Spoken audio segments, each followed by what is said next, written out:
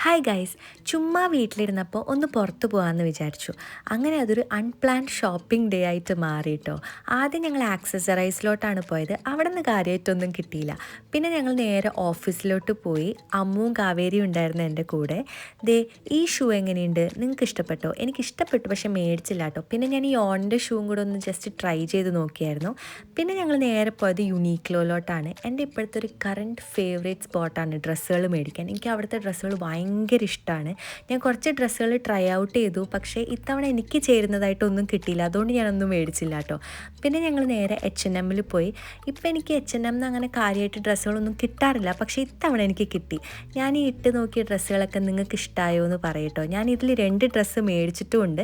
നിങ്ങൾക്ക് ഞാനിതിൽ ഏത് ഡ്രസ്സ് ഇട്ടിട്ടാണ് കൂടുതൽ ഇഷ്ടപ്പെട്ടതെന്നൊക്കെ കമൻറ്റ് ചെയ്യൂ. ഞാൻ മേടിച്ച ഡ്രസ്സ് ഏതായിരിക്കും എന്നും കൂടെ ഒന്ന് ഗസ് ചെയ്ത് നോക്കൂ.